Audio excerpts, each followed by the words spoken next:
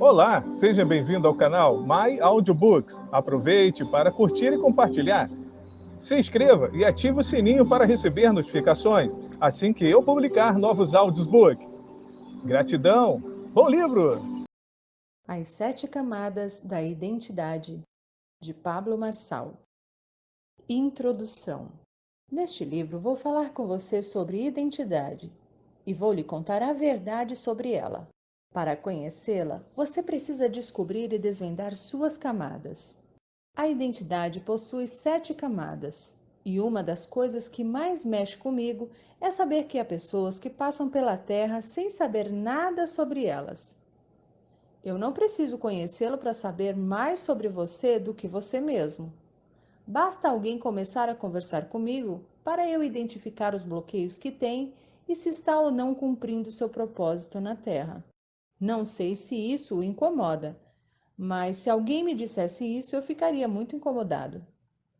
Descobrir sobre as camadas da identidade lhe dará um poder terreno. Além de você se tornar uma pessoa livre para cumprir sua missão e propósito, esse poder vai permitir que você olhe para alguém e saiba se ele está ou não vivendo por aquilo que nasceu, pelo seu propósito. A maioria das pessoas não cumpre o projeto, o seu chamado na Terra. Como descobrir isso? Através do conhecimento que lhe permitirá conhecer as camadas, o que tenho certeza de que vai mexer demais com você. Eu descobri isso por meio de uma experiência de uma década. Um dia, eu fui em uma viagem para Israel e quando eu estava no mar da Galileia, Deus falou comigo exatamente assim. Nesse exato momento, você ativou a sua 7ª camada. Você não vai mais olhar para trás. Eu o questionei, perguntei o porquê da 7ª camada e por que só naquela hora. Foi quando ele me mostrou as conexões que eu tinha feito até ali e eu fui ligando os pontos. A identidade não é algo instantâneo, é processual, como um livro. São camadas que precisam ser descobertas uma por uma. Então eu precisei me conectar com pessoas que já tinham suas identidades. Se eu lhe contar sobre identidade, você não vai acreditar. Mesmo se Deus descesse aí agora, como fazia com Adão no Éden, e olhasse nos seus olhos para falar, haveria o sério risco de você não acreditar. Sabe por quê? Porque Deus falou para Adão e ele não acreditou. Todo dia o Senhor falava: Você é minha imagem e semelhança. E mesmo assim, Adão não acreditou. Aprender sobre as camadas da identidade irá destravar a sua mente de uma forma que você nem imagina. E eu vou lhe ensinar os processos. Eu precisei pisar em Israel para descobrir a 7ª camada. E você vai conhecer todas elas através deste livro. Por isso, aproveite cada momento. A vida é um processo. Desfrute de cada página deste livro e absorva o máximo que puder. Esta obra é uma viagem, é um despertar. Você passará por um processo. Garanto que ao final desta leitura você será outra pessoa. O mais surpreendente é que, na verdade, você será quem sempre foi. A única diferença é que hoje você ainda não sabe quem é. Lesh Lehá. E criou Deus o homem à sua imagem, a imagem de Deus o criou. Homem e mulher os criou. Gênesis 1, 27. Camada 1. O projeto. Quem é você para Deus? O projeto é aquilo que Deus fala que você é, e é necessário aceitar isso para destravar a sua vida. Na Bíblia, em Gênesis 1, 26, está escrito: E disse Deus: Façamos o homem à nossa imagem, conforme a nossa semelhança, e domine sobre os peixes do mar, e sobre as aves do céu, e sobre o gado, e sobre toda a terra, e sobre todo réptil que se move sobre a terra. A camada 1 é quando você ouve e concorda com o que Deus fala sobre você. Só isso. Quando você aceita quem é, imagem e semelhança do Criador. A maioria dos pais tem bons projetos para os seus filhos e se frustram quando eles não conseguem o que projetaram. Isso acontece muitas vezes porque os filhos não entenderam o plano dos pais. Não se encantaram, não se conectaram com ele. Por isso não querem segui-lo. Se você tivesse investido tempo em explicar e transmitir para o seu filho a sua visão do todo, ele andaria em unidade com você. Tenho uma dica para os pais. Cuidado para não transferirem suas frustrações para os seus filhos. Não transfiram profissão e chamado, senão vocês irão acabar com a vida deles. Será que seus filhos têm o mesmo chamado que o seu? Falo isso porque sei que alguns pais transportaram para a prole o que queriam ser.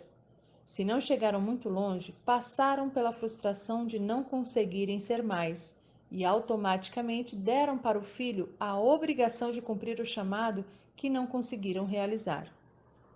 O problema é que quando você joga a sua responsabilidade nas costas de outra pessoa, isso vira um fardo que a impede de ver o que Deus realmente quer dela. Você precisa estar em unidade com Deus, assim como também precisa estar em unidade com seus pais.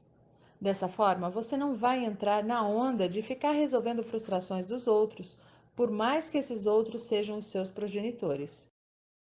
Se você é desses que ainda acha que discordar dos pais é desonrá-los, você está enganado. Honrar pai e mãe é aceitá-los do jeito que são, e aceitar não significa dizer amém para tudo. Você precisa se conectar direto na fonte para saber o real motivo pelo qual você foi chamado. Deus tem um projeto excepcional para a sua vida, e quando você entender isso, irá realizá-lo com maestria. Contudo, antes, você precisa estar em unidade com o Senhor. Quando eu falo unidade, não quero dizer união, pois são coisas diferentes, sabia? Vou clarificar para você. Pense nas batatas. Isso mesmo, os tubérculos. Se você tem um saco de batatas, você tem união. Se você tem um purê de batatas, você tem uma unidade. Consegue entender a diferença? União gera dispersão. Unidade gera propósito. É somente através da unidade que você prospera de forma assustadora. Deus já falou quem você é. Não precisa mais acreditar em nada que outra pessoa fale que seja contraditória ao que ele afirmou sobre você. Ele o conhece antes da fundação do mundo. Coloque isso na sua cabeça. Você é imagem e semelhança dele. Aceitar o que o Criador falou sobre você já destrava essa primeira camada, mas não completamente. Para concluir, você precisa mais do que só ouvir. Você precisa viver, ter experiências. Estas lhe trarão resultados reais. Assim você vai enchendo a primeira camada. Só quando transbordar é que você irá passar para a próxima. Se não fizer isso, não vai conseguir evoluir, ir para a próxima fase, ou seja, para a próxima camada. O nome desse livro já diz: As 7 Camadas da Identidade. Você quer saber como eu descobri isso? Quando uma mulher faz uma cesárea para ter um bebê, são cortadas 7 camadas de pele. No seu cérebro também há 7 camadas. Deus criou o mundo em 7 dias. Por isso, fique muito atento ao número 7. 7 significa plenitude. Esse número significa está completo. A primeira camada é o projeto, ou seja, Deus falou e acabou a conversa. Quando comecei a equalizar isso, eu avaliava se o que as pessoas falavam sobre mim tinha a ver com o que o Senhor falava. Se aquilo estivesse abaixo do que ele pensa a meu respeito, eu simplesmente ignorava. Se Deus falou, já é. O fato de você não experimentar a plenitude da sua essência é culpa sua. Mas pode ficar em paz. Ele já falou. Você não precisa colocar a mão. Já está feito. Deus não vai pensar se vai liberar a sua identidade, pois você já é. Não vai acontecer. Já está acontecendo. Jesus não surgiu no dia em que nasceu de Maria, pois ele já é. Quando você entende isso, consegue vê-lo em tudo, o que fará uma diferença violenta no seu processo. Você não é um animal racional. Pessoas pensam e dominam sobre os seus pensamentos. Camada 2. Autoimagem. Como você se vê? Autoimagem significa como você se vê.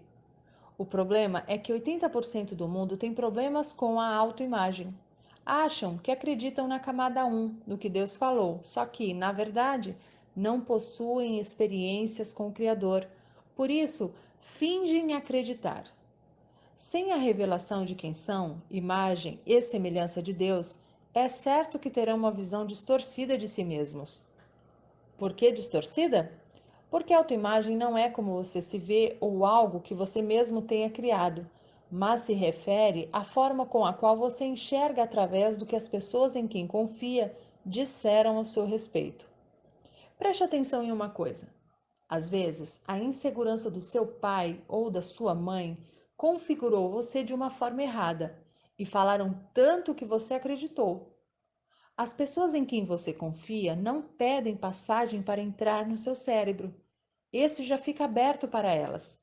Por isso, elas são as únicas que o machucam. Para que você não tenha dúvidas do que eu estou falando, imagine-se numa conversa com um mendigo ou um desconhecido. Do nada, ele fala que sonhou na noite anterior que você havia morrido. Certamente você não vai se importar com isso. No entanto, se a sua mãe, após acordar, estiver sentada no sofá olhando para você e disser: "Eu sonhei que você vai morrer", isto é o suficiente para você não sair de casa.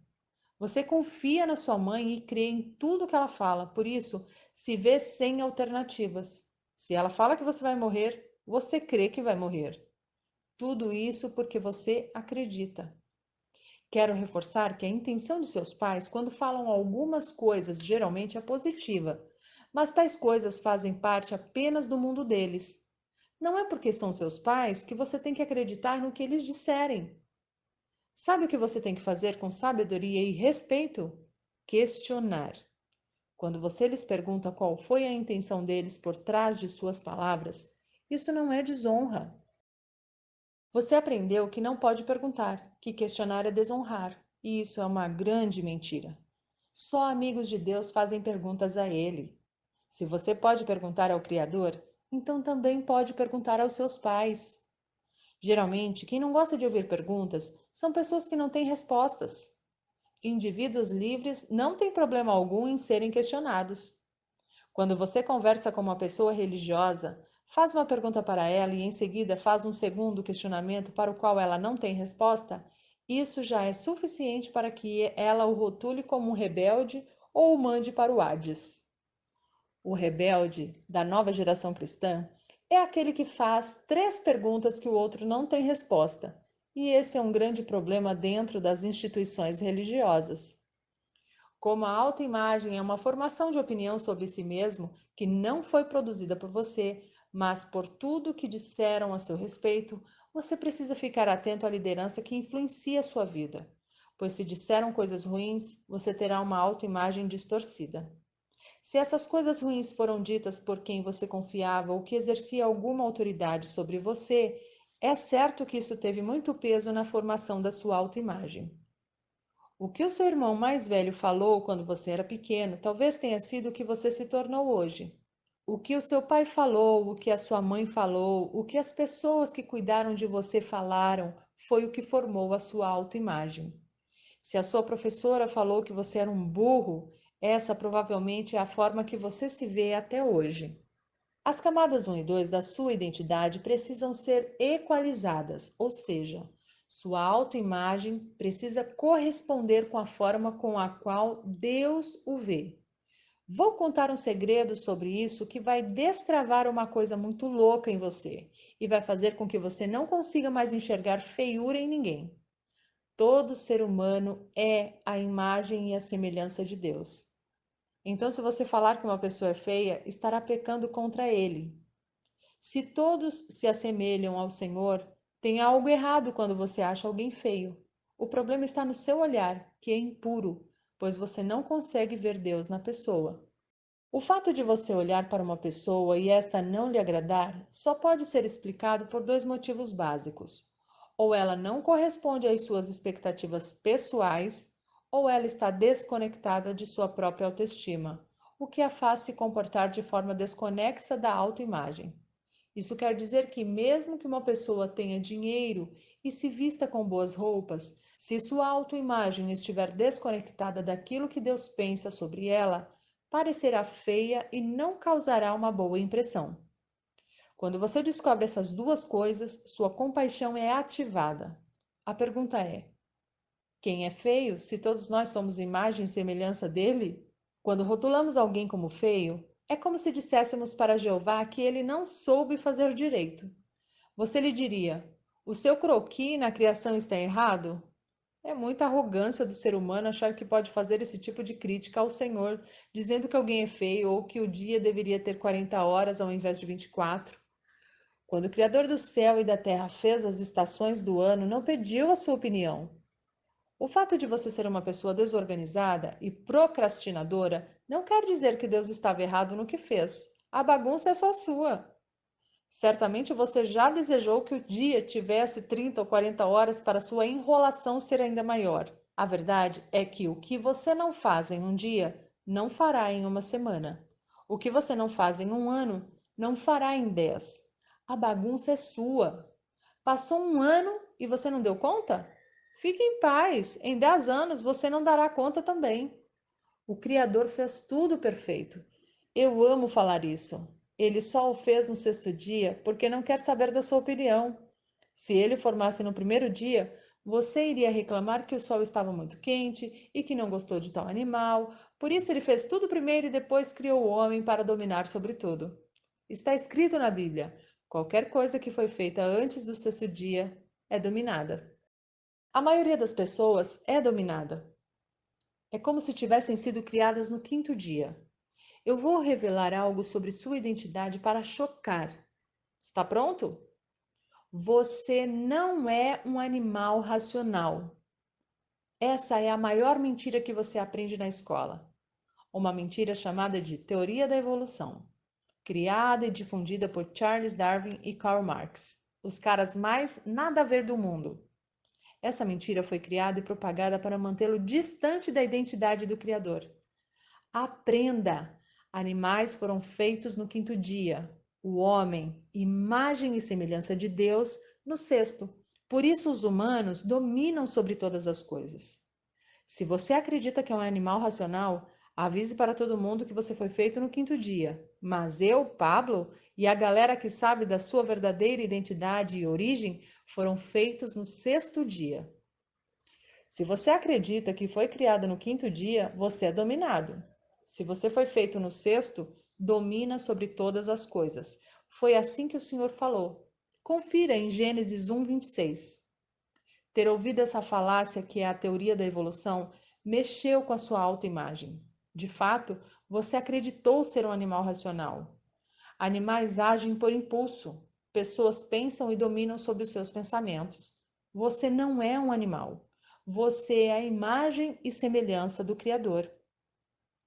Pessoas dominam sobre o pecado, mas há quem seja grilado com o diabo. Existe um jeito de anular as ações dele na sua vida.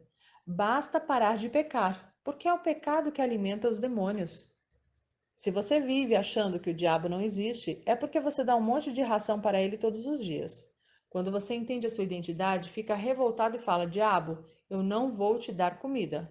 Você não é passarinho para ficar aqui perto de mim e eu não vou te alimentar. Para equalizar as camadas 1 e 2 da sua identidade, você precisa entender que nasceu para dominar e não para ser dominado. Somente quando estiver conseguido se enxergar como Deus o enxerga, estará pronto para a próxima camada, que é o autoconhecimento. Camada 3, autoconhecimento. Autoconhecimento é pular para dentro de si. Existem vários caminhos para você trilhar: para frente, para trás, para cima, para baixo, para a esquerda, para a direita, para vários lados. Há 360 graus de direção. Mas aprenda uma coisa: só há um caminho necessário, que é para dentro de si mesmo. Jesus mora dentro de você, por isso, ele é o único caminho. Aquele que crê em mim, como diz a Escritura, do seu interior fluirão rios de água viva. João 7,38. Investigando a si mesmo. A terceira camada da sua identidade é o autoconhecimento, que diz respeito a você. Trata-se do que Deus falou para Abraão em Gênesis 12:1. Sai da tua terra, da tua parentela e da casa de teu pai, para a terra que eu te mostrarei. A tradução em hebraico é diferente, e a primeira parte é chocante. Lesh Lehá, que significa saia para dentro de ti mesmo. Autoconhecimento. Quando Deus dá a Abraão a instrução para sair de sua parentela, isso significava romper com o que as pessoas tinham falado sobre ele, o que certamente distorcia sua autoimagem. Eu imagino o Senhor falando assim: é o seguinte, você é um cara covarde e jamais tomaria essa iniciativa por si mesmo, mas faça o que estou falando. Quando você obedecer, eu vou romper esses seus limites junto com você e te mostrar quem te criei para ser. Será que você dá conta de ouvir a voz de Deus falando agorinha, Lesh Lehá? Estou com você nessa. Em toda a história, Abraão agiu como um covarde. Como um homem com esse atributo se torna um pai da fé? Somente rompendo seus próprios limites. Deus já o enxergava assim e não via as dificuldades que ele tinha. Aprenda este código. O Senhor não olha para suas dificuldades. Ele não está nem aí para isso, pois o vê reinando. Ele não se importa com a sua fase agora. Não acha que você seja um coitado. Não fica olhando para as suas limitações, que são só suas, estão apenas na sua cabeça e é você quem as inventa. Ele olha para você do reino e fala: pode ir que eu estou te vendo daqui e estou com você. Chega de balelas. Camada 3. Autoconhecimento. Investigando a si mesmo. A terceira camada da sua identidade é o autoconhecimento, que diz respeito a você. Trata-se do que Deus falou para Abraão em Gênesis 12:1. Sai da tua terra, da tua parentela e da casa de teu pai, para a terra que eu te mostrarei. A tradução em hebraico é diferente, e a primeira parte é chocante. Lesh Lehá, que significa saia para dentro de ti mesmo. Autoconhecimento. Quando Deus dá a Abraão a instrução para sair de sua parentela, isso significava romper com o que as pessoas tinham falado sobre ele, o que certamente distorcia sua autoimagem. Eu imagino o Senhor falando assim: é o seguinte, você é um cara covarde e jamais tomaria essa iniciativa por si mesmo, mas faça o que estou falando. Quando você obedecer, eu vou romper esses seus limites junto com você e te mostrar quem te criei para ser. Será que você dá conta de ouvir a voz de Deus falando agorinha, Lesh Lehá? Estou com você nessa. Em toda a história, Abraão agiu como um covarde. Como um homem com esse atributo se torna um pai da fé? Somente rompendo seus próprios limites. Deus já o enxergava assim e não via as dificuldades que ele tinha. Aprenda este código. O Senhor não olha para suas dificuldades. Ele não está nem aí para isso, pois o vê reinando. Ele não se importa com a sua fase agora. Não acha que você seja um coitado. Não fica olhando para as suas limitações, que são só suas, estão apenas na sua cabeça e é você quem as inventa. Ele olha para você do reino e fala: pode ir que eu estou te vendo daqui e estou com você. Chega de balelas. Se Cristo mora dentro de você, por acaso você já lhe perguntou o que ele está fazendo aí? Saiba que é do seu interior que tudo flui na sua vida. O fato de você não romper com suas limitações tem a ver com não olhar para dentro de si. Enquanto você não fizer essa viagem interior e se encontrar com o Criador, você não vai ser destravado nem destravará os outros. É dentro de você que está a chave.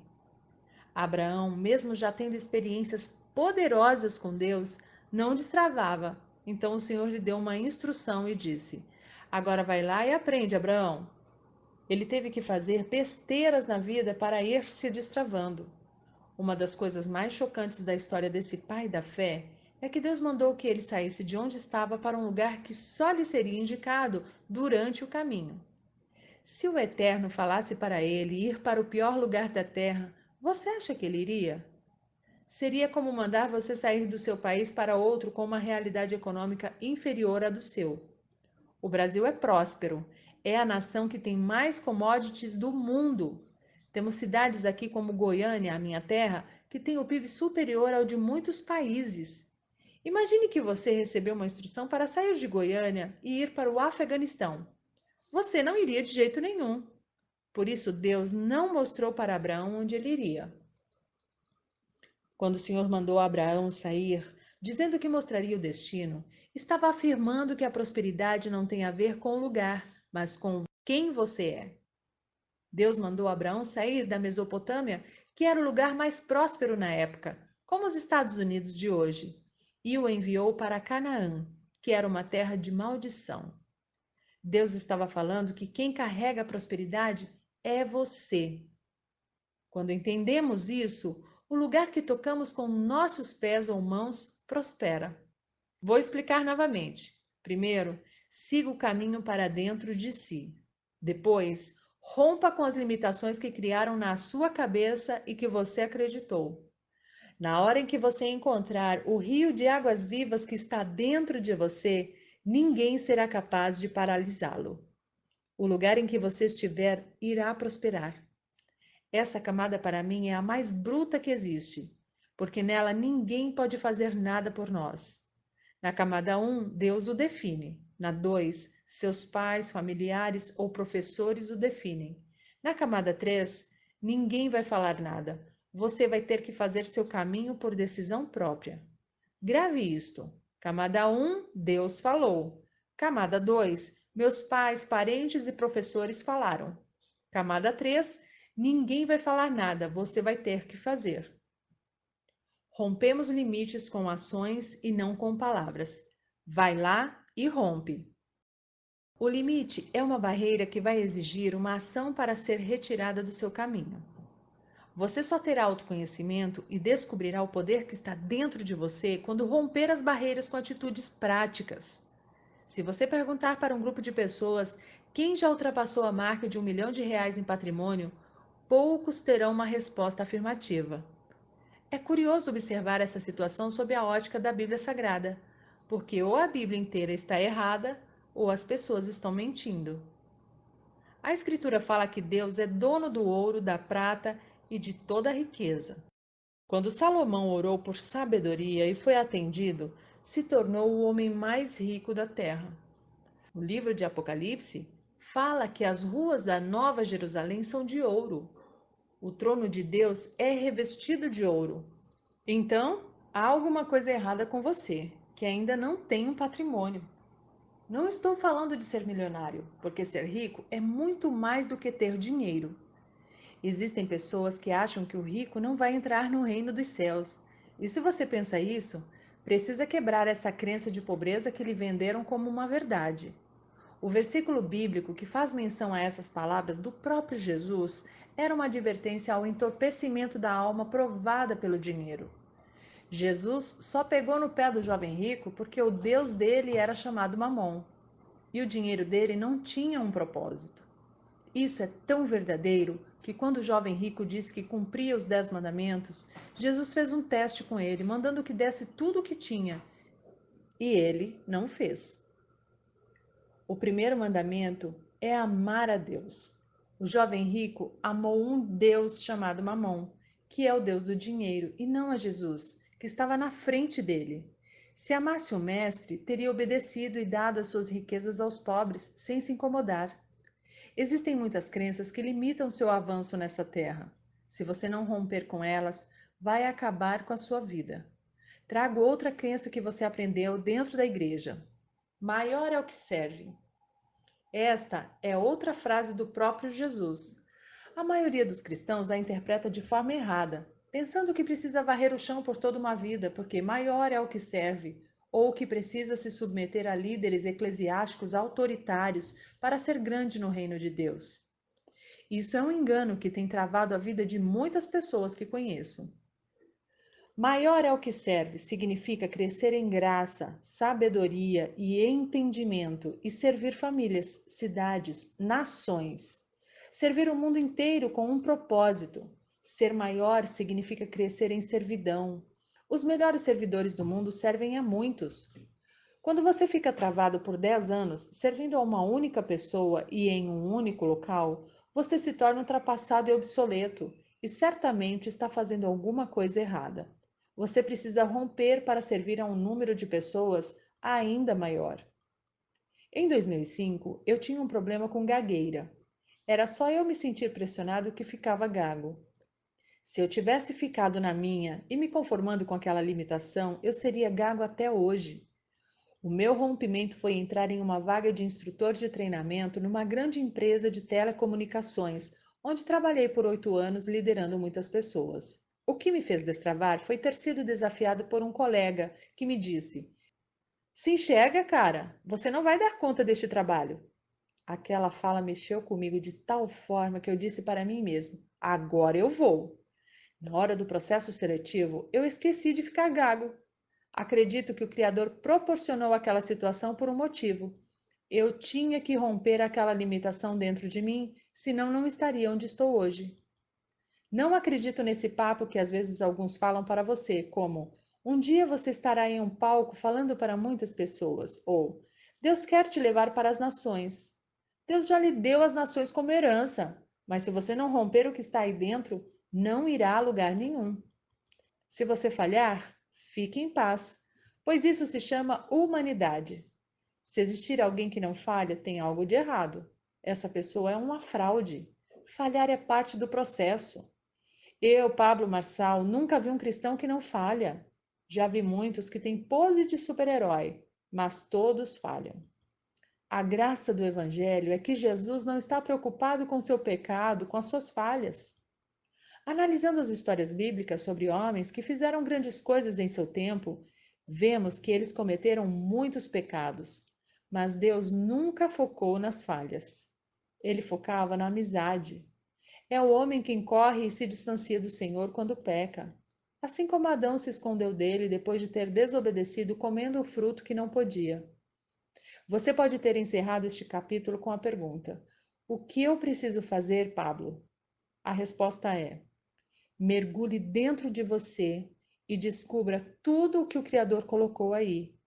Encontre esse rio de águas vivas que está represado em você e o deixe fluir, romper, extravasar. Esse é o segredo da terceira camada. Camada 4. Seu quociente intelectual. Tomada de decisão. É o seu desenvolvimento complexo de raciocínio, a parte química do seu corpo, o cérebro. É uma parte importante da sua identidade, representa o seu consciente intelectual. Você jamais poderá confiar 100% nele, mas terá que desenvolvê-lo, pois é a sua capacidade intelectual que determina suas tomadas de decisão. São estas as suas escolhas que vão impulsionar as atitudes necessárias para destravar a sua vida e fazer com que o rio que está dentro de você continue fluindo.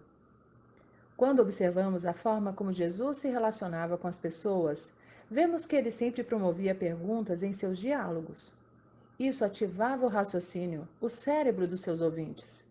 Logo, você precisa treinar o seu cérebro, pois quando ele não é treinado, você não desenvolve a capacidade de pensar e tomar decisões por si mesmo e sempre será manipulado pelos outros. Grave isso. Pessoas que tomam decisão não vivem por condição. A quarta camada da sua identidade só pode ser rompida quando você treina seu cérebro. Não há outra forma. Ir para a escola talvez tenha sido uma experiência muito ruim para você, mas o lado bom é que você aprendeu a ler e fazer contas. Dessa forma, seu cérebro já estava sendo treinado e para tomar boas decisões, você vai precisar fazer com que ele lhe obedeça. Somos corpo, alma e espírito, e desenvolver o cérebro é fator importante para um ser trino saudável, pois o corpo é uma dessas esferas e o cérebro faz parte dele. Muitas pessoas possuem a crença equivocada de que o cérebro não presta, já que ele está no corpo e o corpo é a carne, e a carne não presta para nada, a não ser para distanciar o homem de Deus através dos prazeres desta vida. Não foi isso que você ouviu a vida inteira? No Éden, o nome dado era corpo. e hoje aqui na Terra nós chamamos de carne. Foi Deus quem nos deu este corpo para uma boa finalidade. Nós é que não o usamos da forma devida. Seu cérebro é uma máquina que você precisa saber usar, embora ele sempre o conduza para o pecado. Tecnicamente, o cérebro inclina para o pecado porque tem um viés cognitivo chamado raciocínio pendendo para a esquerda, que é o lado da razão. As coisas que são espirituais não transitam nesse lado, mas no direito, emoções. É por isso que na Bíblia Sagrada está escrito: o coração do sábio o inclina para a direita, mas o coração do tolo o inclina para a esquerda. Eclesiastes 10:2. As pessoas leem a Bíblia uma vida inteira e não conseguem entender o significado desse versículo, que se refere simplesmente ao lado do seu cérebro que está dominando sua vida. Quem escreveu a Bíblia nunca entendeu de neurociência, mas o Pai que inspirou os escritores sempre entendeu, afinal, é o Criador de todas as coisas. O que a Bíblia está dizendo é que se você quer andar somente usando a sua razão e o seu raciocínio, você é um tolo. Uma pessoa que leva um tapa no rosto usando somente seu lado esquerdo do cérebro, com certeza vai querer bater de volta, revidar. Entretanto, Jesus ensinou a não reagir dessa forma. Pelo contrário, Jeová disse: dê a outra face. Se alguém pedir-lhe para caminhar 1 milha com ele, ande 2. Só pode dar esse conselho alguém que tem sabedoria, que usa o lado direito do cérebro. Pode ser que não revidar não faça qualquer sentido para você, mas eu quero desafiá-lo a começar a ter atitudes loucas como essa e a experimentar o poder do amor e da obediência. Eu, Pablo Marçal, garanto que algo extraordinário vai acontecer na sua cabeça. Você vai começar a destravar sua mente para ver as coisas num nível de sabedoria que poucos experimentam. Só para você entender o princípio, Jesus nunca cometeu pecado e veio à Terra para pagar pelos erros de toda a humanidade. Quer coisa mais louca e surpreendente do que essa? Mais de 2000 anos depois, estamos nós falando dele vivendo nos princípios que ele ensinou. Naquela época não tinha internet, ou seja, ele não ficou famoso do dia para a noite. Jesus foi e ainda é o cara. Para desbloquear esta camada, você vai ter que botar seu cérebro para funcionar utilizando os dois hemisférios, o lado direito e o lado esquerdo, de modo a aprimorar sua capacidade de tomar decisões. Estas, muitas vezes, serão consideradas loucura para quem não está na mesma frequência que você, mas vão levá-lo para outro nível de resultados. Camada 5. Quociente emocional. Sua alma, governo. Existem muitas pessoas inseguras acerca da alma que dizem que ela é do diabo. Eu quero que saiba que nada é do diabo, pois ele não é criador de absolutamente nada. Você nem pode dizer que determinada pessoa é do diabo, porque ela é criação de Deus, e quem vai condená-la ao final de tudo é ele mesmo, não você. O diabo não cria nem mesmo música. Todos os sons e instrumentos que você conhece têm apenas um dono, Deus, o Criador. O diabo não tem criatividade, é um falsificador. Portanto, pare de falar que as coisas são do diabo. Isso é mania de quem não tem autorresponsabilidade e quer culpá-lo por tudo. É muito provável que o próprio diabo se espante e diga: nossa, como falam de mim o dia inteiro. Eu não consigo atentar a terra toda, mas eles falam tanto de mim que parecem estar me chamando. O diabo não tem o tamanho da responsabilidade que você acha que ele tem. A responsabilidade das suas ações e de muito do que ocorre à sua volta é sua. E eu sei que é dolorido para muitos ler isso. O diabo tenta fazer você pecar no seu corpo, e a maioria esmagadora dos leitores deste livro cai facilmente na tentação do corpo. Quando você resiste a ela, Satanás tentará a sua alma, que é uma tentação contra o seu autogoverno. Quando você não consegue se governar, ele o derruba. Se você for aprovado no seu autogoverno, o diabo ainda investirá em tentá-lo no espírito, que está intimamente ligado ao seu relacionamento com Deus e ao propósito dele na sua vida. Com isso, ele busca interferir e fazê-lo se desviar dos planos divinos. Afirmo com toda certeza que Deus tem um plano para cada um de nós. Você não nasceu por acaso. Não é um mero acidente de percurso na vida dos seus pais. Pode acreditar. Há um propósito para a sua vida. Por mais que você ainda não veja isso, até o final deste livro você vai entender exatamente o caminho a percorrer para descobrir a sua verdadeira identidade. Em Mateus 4, quando Jesus foi para o deserto, a primeira coisa que o diabo falou com ele foi: se você está com fome, transforme essas pedras em pães. Jesus respondeu que nem só de pão viverá o homem, ou seja, ele resistiu no corpo.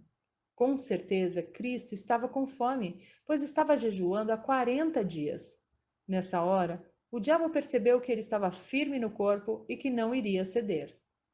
Quais as tentações no corpo que você tem sofrido e não tem resistido? Será algum tipo de vício, drogas, compulsão sexual ou alimentar? Essas perguntas são para ativar a sua mente, fazê-lo sentir raiva do diabo e pensar em quem é que anda governando a sua alma.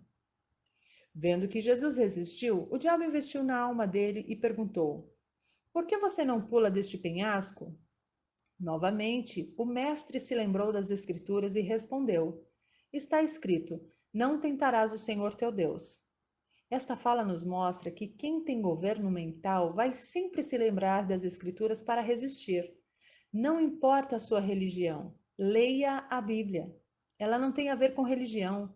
É o livro mais lido na face da terra e lá há respostas prontas para você dar ao diabo e também para lidar com muitas outras questões. É um manual de vida. Sua alma é dividida em mente, vontade e emoções. Destes três, a sua mente é quem exerce o governo. Quando Jesus venceu no corpo e na alma, o diabo insistiu: Jesus, se você me adorar, te darei todos os reinos da terra. Novamente, Cristo usa a palavra: somente a Deus adorarás e prestarás culto. Assim, Jesus venceu a tentação no deserto.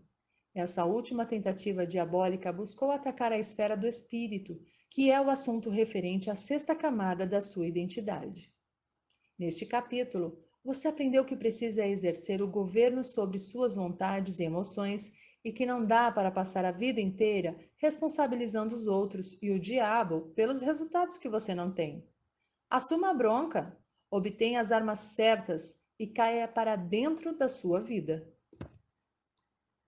Camada 6. Quociente espiritual. Seu propósito. Quando o diabo tentou atacar Jesus em seu propósito, oferecendo-lhe todos os reinos do mundo em troca de adoração, ficou frustrado porque Jesus estava blindado com a palavra. Pode-se observar nas falas do diabo que a todo tempo ele tenta colocar uma dúvida na cabeça de Cristo, pois dizia: se tu és o Filho de Deus, faça tal coisa. Toda vez que Satanás quiser roubar seu propósito, vai jogar uma dúvida na sua cabeça para o confundir. Essa condicional acaba nos fazendo cair na armadilha dele e nos esquecer da nossa verdadeira identidade.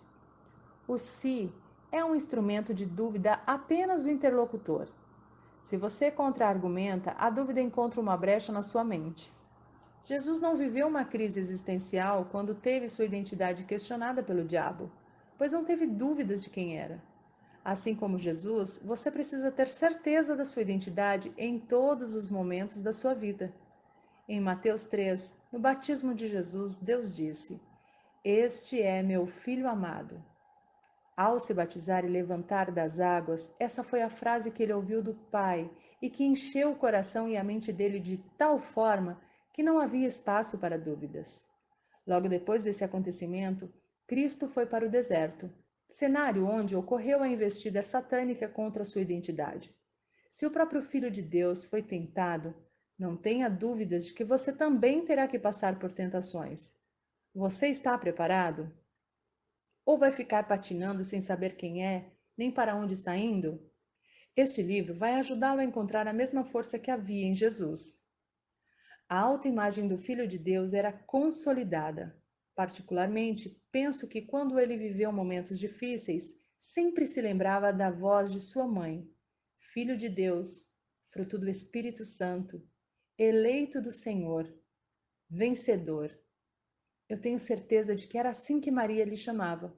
O pai não entregaria seu filho para ser cuidado por uma mulher fraca, que não soubesse o seu papel. Quando você está no deserto, passando por momentos difíceis, vai se apegar às palavras que ouviu das pessoas que mais ama, aquelas que mais tiveram influência sobre você. Por isso, a importância de confrontar sua autoimagem e equalizá-la com o que Deus falou ao seu respeito. Deserto é lugar de autoconhecimento. Todos os grandes homens da Bíblia precisaram passar por ele para romperem e descobrirem sua identidade. Eles precisaram sair de onde estavam e passar pelo deserto para tocar o terror na sua geração. Falo isso com propriedade, pois também sou teólogo. Deus gosta de pessoas que se movimentam. É preciso olhar para dentro e romper com toda a imagem errada que você tem de si mesmo. O lugar mais favorável para fazer esse mergulho interior é o deserto. Não há outro. Existem algumas pessoas que dizem que Moisés não cumpriu seu propósito de vida porque não entrou na terra de Canaã. Elas se enganam, pois o propósito divino para ele era levar o povo até lá, e ele cumpriu. O propósito de José não era ser governador do Egito, mas alimentar e salvar uma nação. Quando ele foi expulso de casa, Deus disse que o propósito dele era cuidar daqueles que o haviam magoado e rejeitado. O seu propósito está diretamente ligado aos bloqueios que você sofreu e que precisa romper. Davi foi a pessoa menos provável e mais excluída quando pensaram em estabelecer um rei. Ele sequer morava com seu pai. Quando o profeta chegou para ungir o escolhido para o cargo, tiveram que mandar chamá-lo, pois apenas os seus irmãos estavam presentes.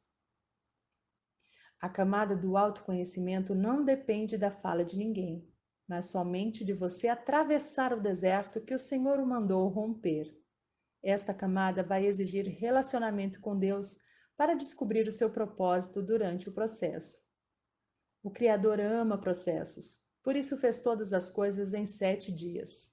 É por amar processos que nós nascemos pequenos e vamos crescendo até a fase adulta. As árvores não nascem grandes e cheias de frutos, por exemplo. O princípio da semeadura é um processo. A vida é um processo. Repita em voz alta: eu não vou atrapalhar o processo do Deus vivo na minha vida. Quando olhamos um jovem de 17 anos, podemos dizer que ele está 30 anos atrasado para cumprir seu propósito. Isso porque Deus não o enxerga com essa idade, pois se estiver andando em sabedoria, ele vai operar nele e através dele com o dobro da sua idade. Repare em Salomão, um homem tão sábio que se existisse alguém que vivesse 900 anos, jamais teria a sabedoria dele. Seu patrimônio estaria estimado hoje em 3,4 trilhões de dólares. Ele foi o homem mais rico da face da Terra. O segundo homem mais rico foi Andrew Carnegie, o gigante do aço. Em 1906, sua fortuna foi estimada em 480 bilhões de dólares. O terceiro homem mais rico da história é Jeff Bezos, com mais de 119 bilhões de dólares. Este último, para obter a fortuna de Salomão, precisaria de 900 anos de vida com rampas exponenciais de resultados que deveriam aumentar seu patrimônio 28 vezes para se igualar ao do sábio. Salomão foi um homem que rompeu com todas as camadas de sua identidade. Ele destravava tudo que aparecia na sua frente, mas tinha um problema sério que o fez terminar mal os seus dias na terra. Sinceramente, espero que não venhamos a cometer o mesmo erro. Salomão tinha uma fraqueza grande com mulheres, e a influência delas fez com que ele desagradasse a Deus, cultuando a outros deuses. A Bíblia fala que melhor é o fim do que o começo. Foi o próprio Salomão quem registrou isso baseado em sua trajetória. Este é um dos segredos da sabedoria. Faça as coisas com calma e cautela e domine os seus instintos para continuar crescendo. Não admire demais o Salomão de Provérbios e não entre em depressão com o Salomão de Eclesiastes. Ambos os livros foram escritos pela mesma pessoa em momentos distintos. Esse homem tinha sabedoria, mas não era a sabedoria. São coisas diferentes. Eu sou um estudioso da vida de Salomão, e o maior código que ele nos deixou foi esse: é melhor o fim do que o começo das coisas. Imagine um jovem de 17 anos que esteja namorando. Ao ser perguntado se é melhor o fim ou o começo do namoro, ele responderá instantaneamente que é o começo. Isso mostra que ele ainda está na camada 4, que é seu coeficiente intelectual. A capacidade de raciocinar ainda não está completamente desenvolvida. Afirmo isso pelo seguinte motivo: todo começo de namoro é bom para todo mundo, porém o fim dele pode ser um livramento ou um noivado. Logo, melhor é o fim do namoro. Em ambos os desfechos, com certeza foi melhor que o começo. Também é melhor o fim do noivado, pois ou você recebeu um grande livramento e terminou aquilo que ia ser um eterno fardo, ou terminou porque se casou com a pessoa que Deus aprovou para você. Não se escandalize com essa pergunta. É melhor o fim ou o começo de um casamento? Quero que você realmente pense nisso. Qual é o fim de um matrimônio? A morte. Isso para aqueles que se unem debaixo da instrução de Deus e seguem os padrões do céu para um casamento. Depois da morte, alcançamos a vida eterna em Cristo Jesus. Percebe que é melhor o fim do que o começo? Não entender esse segredo de Salomão pode levá-lo a ficar preso em alguma camada e não perceber que precisa avançar para destravar as outras que o conduzirão à sua identidade para viver a plenitude, que é a última camada. Neste momento, quero sugerir uma pausa para identificar quais foram os bloqueios que você sofreu até aqui. Quem foram as pessoas que o bloquearam? Depois de identificar isso, seu próximo passo é perdoá-las e ressignificar suas experiências. Ressignificar é entender que tudo o que você viveu foi um estágio para potencializar seu propósito na Terra. A partir de agora, assim como José do Egito, você será a solução e não mais o problema daqueles que o bloquearam. Camada 7. Plenitude. Transbordo, descanso, desfrute. Identificamos que alguém chegou nesta camada quando Deus lhe pede para dar o que tem para alguém e o indivíduo prontamente obedece. Quando o Senhor dá ordens assim, você tem o direito de perguntar por quê, e ele certamente vai lhe revelar todos os motivos. Saiba que o Senhor não tem problema em ouvir e responder às suas perguntas. O que o aborrece é quando você desobedece, pois isso mostra falta de confiança de sua parte. A plenitude é uma camada que chamo de transbordo. Dia desses, dei um iPhone de última geração para minha esposa. Na mesma hora, ela pegou o aparelho que estava usando e semeou na vida de uma colaboradora, que é seu braço direito. Isso é transbordar. Quando Deus der a você coisas novas, não retenha o que está sobrando. Sempre transborde na vida de outras pessoas. Aprenda que melhor é dar do que receber. Esse é um princípio bíblico que precisa ser seguido se você quiser ser uma pessoa plena. Viver a plenitude é não reter em excesso aquilo que Deus lhe dá. Ele vai entregar a você mais do que precisa exatamente para que você transborde na vida das pessoas. Existem coisas enterradas dentro de você porque há uma confusão. Suas posses não têm a ver com você. Trata-se de nós, do coletivo. Quando você transborda na vida de outros, aquilo que está dentro de você, mais e mais lhe é acrescentado. Deus dá semente ao que semeia, e esse é outro princípio bíblico. Você precisa ser um semeador para receber mais sementes, pois só quem semeia recebe mais. Jeová não entrega sementes para quem retém. O transbordo é só para quem tem a certeza da plenitude. Quando a sabedoria está fluindo, não há retenção.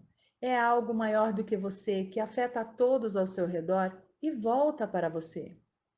Ao contrário, uma pessoa escassa é como uma caixa d'água com vazamento. Nunca fica cheia. Lhe faltam recursos, por isso jamais poderá transbordar.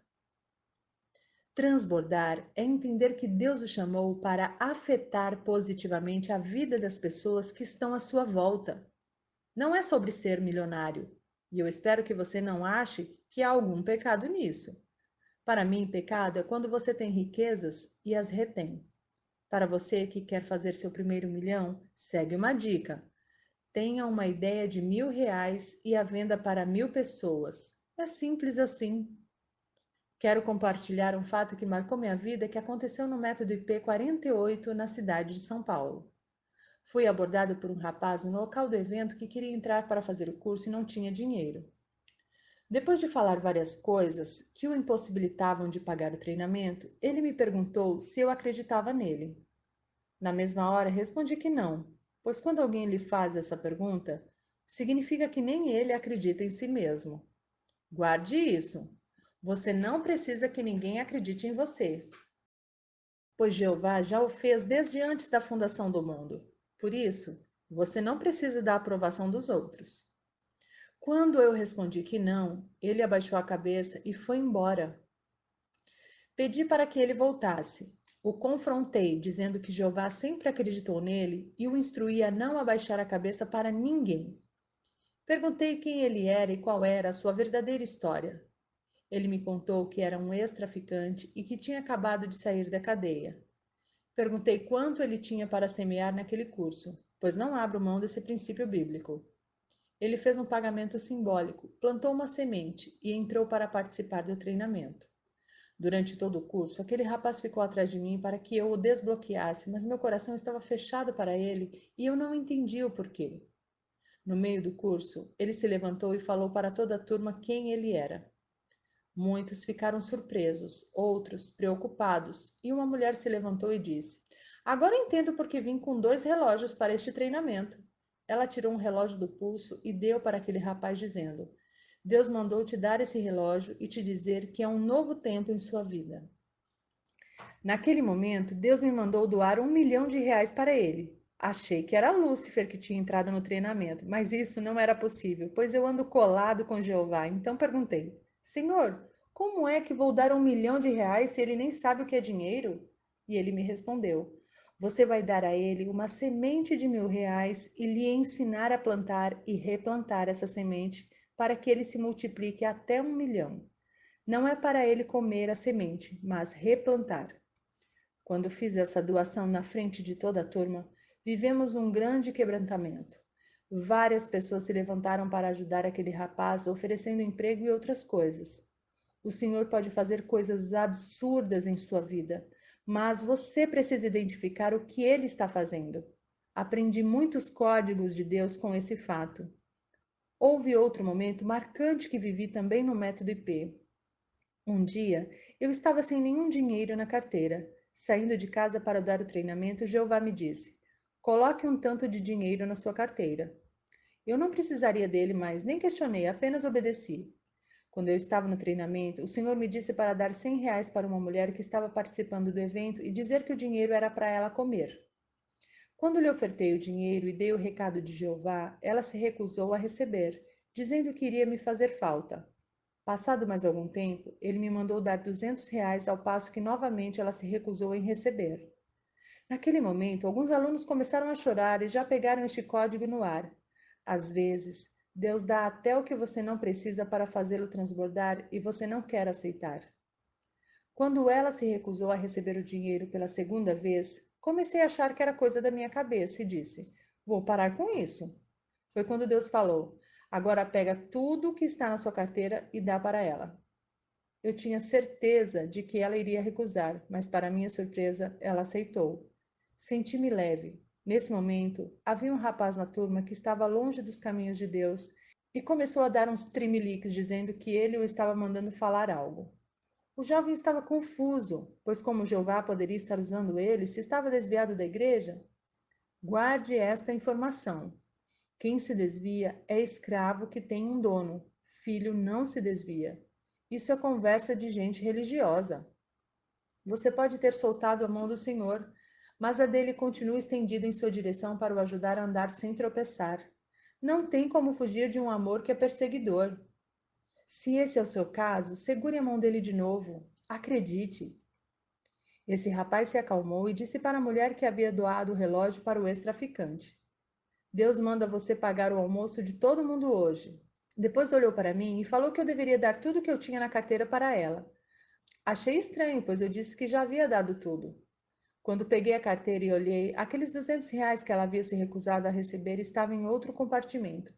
Quase desmaiei quando vi, pois tinha certeza de ter doado tudo. Essa foi mais uma evidência de que Jeová estava na parada. Só ele para saber que havia ficado dinheiro na minha carteira. Fomos almoçar e alguém perguntou: "O que temos para aprender com isso?" Foi quando uma menina se levantou e disse que estava orando para que Deus fizesse alguém pagar o almoço dela, pois não tinha como comer.